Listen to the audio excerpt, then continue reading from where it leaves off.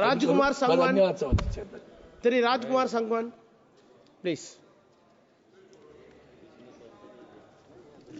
धन्यवाद सभापति महोदय। मैं इस सदन में खड़ा होकर गर्व महसूस कर रहा हूं, क्योंकि हम एक ऐसे ऐतिहासिक रेल बजट पर चर्चा कर रहे हैं जो रेलवे के भविष्य की नींव रखने जा रहा है। लगातार दूसरे वर्ष हमारी सरकार ने रेलवे के लिए 2,52,000 करोड़ रुपए का अभूतपूर्व सकल बजटीय समर्थन आवंटित किया है। इसके लिए मैं माननीय प्रधानमंत्री श्री नरेंद्र मोदी जी और आदरणीय रेल मंत्री श्री अश्विनी वैष्णव जी का हृदय से आभार व्यक्त करता हूं। यह बजट सिर्फ आंकड़ों का संकलन नहीं है, बल्कि 140 करोड़ भारतीयों के सपनों को साकार करने का माध्यम है। जब हम भारत के विकास की बात करते हैं तो रेलवे उसकी रीढ़ की हड्डी है। तेज, सुरक्षित और आरामदायक रेल यात्रा अब केवल एक सपना नहीं, बल्कि एक संकल्प बन चुका है। एक ऐसा संकल्प जिसे हमारी सरकार पिछले 10 वर्षों से पूरी प्रतिबद्धता के साथ निभा रही है।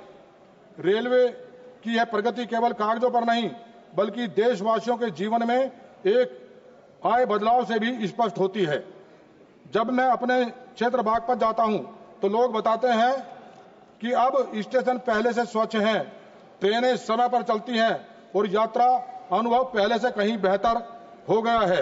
अध्यक्ष महोदय, मैं इस सदन में बागपत लोकसभा क्षेत्र उत्तर प्रदेश के लोगों द्वारा रेलवे से जुड़ी जिन समस्याओं का सामना किया जा रहा है उस पर प्रकाश डालने और आगामी रेल बजट में उसके समाधान हेतु ठोस प्रस्ताव रखने के लिए उपस्थित हुआ हूं। महोदय, दिल्ली के निकट होते हुए भी बागपत रेलवे नेटवर्क का अभी और विकास की सख्त आवश्यकता है। समय की मांग है। मौजूदा रेल नेटवर्क का विस्तार, नई ट्रेन सेवाओं की शुरुआत और वर्तमान ट्रेनों की संख्या बढ़ाने से रोजाना यात्रा और किसानों को राहत मिलेगी।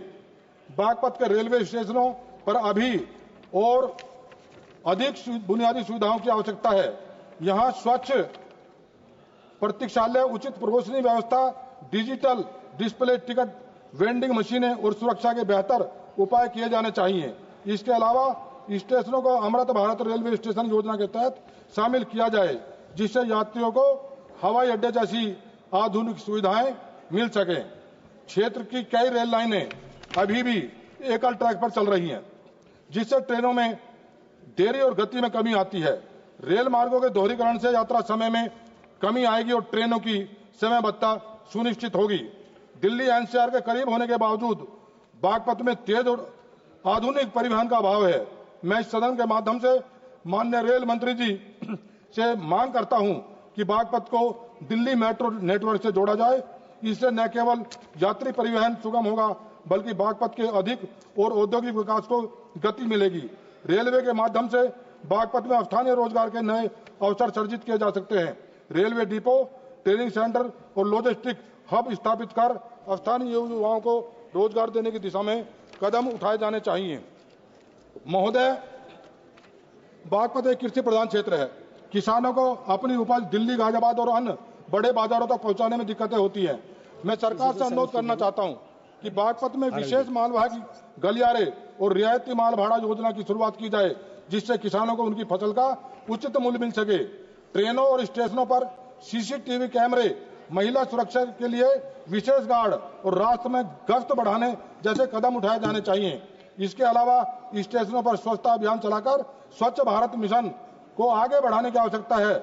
महोदय, मेरे बागपत क्षेत्र में जो रेलवे लाइन जाते हैं दिल्ली से सहारनपुर, उसकी कुछ समस्याएं हैं।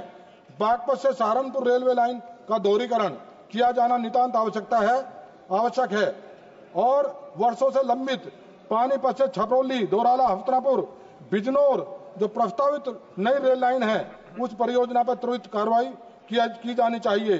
स्थानीय लोगों की मांग पर बागपत से गुजरने वाली ट्रेनों, प्रत्येक ट्रेन में 4 अतिरिक्त कोच बढ़ाए जाने चाहिए। और एक समस्या, जो दिल्ली से सहारनपुर जाने वाली 2 बजे की ट्रेन है, मेरे लोकसभा क्षेत्र जाती है, 2 बजे के बाद में शाम तक कोई ट्रेन नहीं है।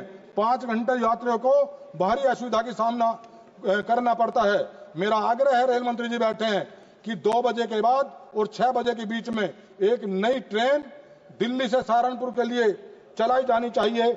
और मेरा एक और आग्रह है महोदय, डेडिकेटेड फ्रेट कॉरिडोर जो हमारा कोलकाता से अमृतसर जो मेरठ से होकर गुजरता है, मेरठ क्रांति की धरा है, प्रथम क्रांति का स्थान रहा है केंद्र बिंदु और व्यापारिक दृष्टिकोण से बहुत महत्वपूर्ण है।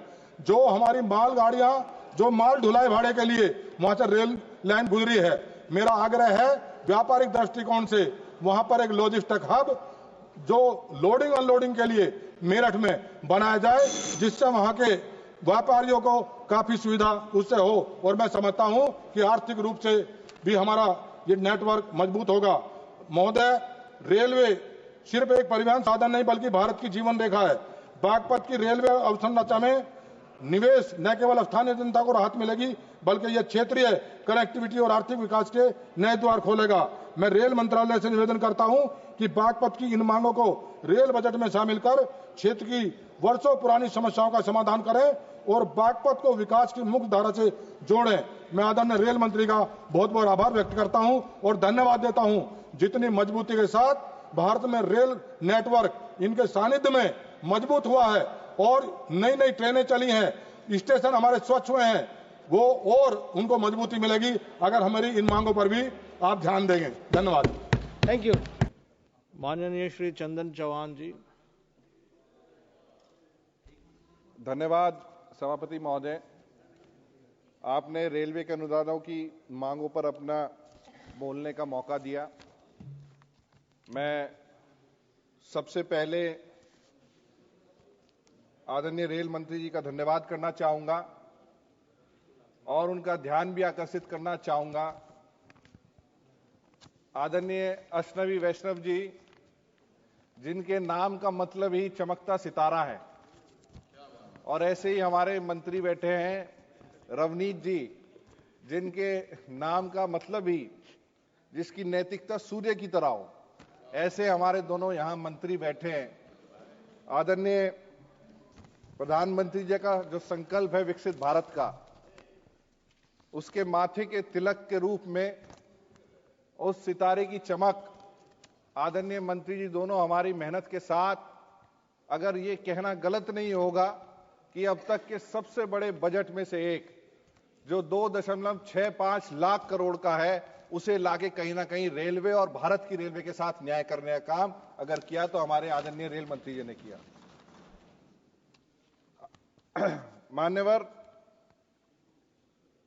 आदरणीय प्रधानमंत्री जी को विजन को बढ़ाते हुए मुझे कोई कहने में गुरेज नहीं है। बहुत से देश ऐसे देश हैं जिनकी रेलवे ने ही उनकी पहचान बनाने का काम किया। ऐसा देश है जो स्विट्जरलैंड, जिसे स्विट्जरलैंड बनाने का काम उनकी रेलवे ने करने का काम किया।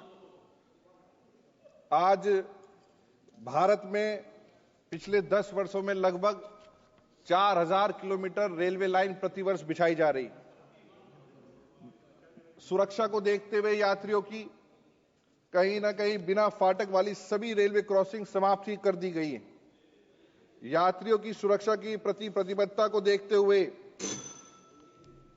अच्छा एक सीधा धन्यवाद सीधा मान्यवर, क्योंकि समय की बाध्यता को देखते हुए, क्योंकि लगभग 10:30-11 बज रहे हैं, सुबह से सब बैठे हुए हैं। अश्नवी वैष्णव जी, ऐसा कोई मुद्दा नहीं है मेरी लोकसभा का जो ना जानते हो, और उन्हें पूरी जानकारी है। बिजनौर के लोग उनकी तरफ निगाह लगाए बैठे हैं। जो हमारी दौराला से हस्तिनापुर में आपके माध्यम से आदरणीय मंत्री जी को अवगत कराना चाहूंगा कि जो दौराला से हस्तिनापुर, बिजनौर, विदुर कुटीर को जोड़ने की हमारी रेलवे लाइन की पुरानी मांग है, जो मेरे स्वर्गीय पिताजी संजय चौहान जी के समय से जारी है, उसके लिए भी लगातार टकटकी लगाए वहां के लोग बैठे हैं। और उन्होंने विशेष तौर पे जो हमारा रोहाना कला में दिल्ली अंबाला, साबरमती ऋषिकेश और दिल्ली हरिद्वार का ठहराव होना जरूरी है, और जहां चांदपुर नगीना रोड पे रेलवे क्रॉसिंग के साथ साथ हमारी पुरकाई विधानसभा बेहड़ी गांव की जो है रेलवे क्रॉसिंग है, और जितने बिजनौर बाईपास की हमारी रेलवे क्रॉसिंग्स हैं उन पे कहीं ना कहीं फ्लाईओवर या अंडरपासेस की हमें आवश्यकता है। मान्यवर, ज्यादा समय नहीं लूंगा, 30 सेकंड में अपना विषय खत्म करना चाहता हूं। एक मांग जो पूर्व में ही माननीय मंत्री जी को अवगत कराई थी कि एक न्यू एक्सप्रेस ट्रेन की हमें आवश्यकता है बिजनौर में, क्योंकि जो ट्रेन है उसके टाइमिंग सही नहीं है, तो रात को है, देर रात्रि है। कोटद्वार से नजीबाबाद और किरतपुर, बिजनौर, हल्दौर, चांदपुर होते हुए गजरौला जंक्शन से दिल्ली रेलवे लाइन की हमारे क्षेत्र की पुरानी मांग है। वह उम्मीद है आदरणीय मंत्री जी के समय में जो कोरोना काल में जितनी हमारी चंदक रेलवे स्टेशन पर और सहारनपुर से लखनऊ जोड़ने वाली जो रेलवे लाइंस हैं, जो हमारी ट्रेन हैं, उनको जल्द से जल्द सुचारू रूप से हमें जो है न्याय मिलने का काम होगा। अंत में दिव्यांग यात्रियों के लिए और वरिष्ठ नागरिकों के लिए इस प्रावधान जो किए गए हैं, मैं पूरी उम्मीद है पूरे सदन की भावना माननीय मंत्री जी और अपने लोगों के साथ है। हमें आशा है इन सभी अनुदानों पे, हमारी मांगों पे धन्यवाद माननीय मंत्री जी का जो है संज्ञान लेने का काम करेंगे। धन्यवाद।